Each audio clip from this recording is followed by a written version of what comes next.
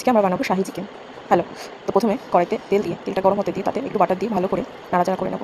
তারপর ওতে আস্ত গরম মশলা ফোড়নে দিয়ে নেড়ে চেড়ে পেঁয়াজ কুচি দিয়ে পেঁয়াজ কুচিটা ভালো করে ভাজা হয়ে গেলে তাতে দিয়ে দেবো মাংসটা দিয়ে একটু নাড়াচাড়া করতে হবে।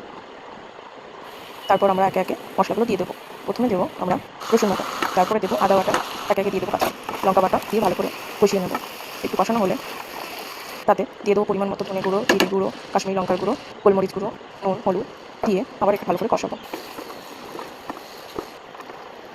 একটু ভালো করে কষিয়ে নিয়ে তাতে ফেটানো টক দই দিয়ে আবার ভালো করে কষিয়ে নেব। বল না ভাই। এবার ভালো করে কষানো হলে একটু রেখে দেবো খানিকক্ষণ পরে ঢাকনাটা খুলে আবার একটু ভালো করে নেড়ে চেড়ে কষিয়ে নিতে হবে। কষানো হয়ে গেলে মাংসটার পরিমাণ মতো জল দিয়ে আমরা মাংসটা ঢেকে দেবো। 10 মিনিট মতো মাংসটা ফুটতে দেবো। মাংসটা ফুটে গেলে ভালো করে নেড়ে চেড়ে নেব। এবার এতে ফ্রেশ ক্রিম দিয়ে আবার একটু নাড়াচাড়া করে নেব। তারপর দেবো এতে কাসুরি মেথি আর একটু শাহি গরম মশলা দিয়ে আবার ভালো করে নাড়াচাড়া করে নামিয়ে নিলে তৈরি হয়ে যাবে আমাদের শাহি চিকেন। খেতে অনেক টেস্টি হয়, আপনারা ট্রাই করে দেখতে পারেন।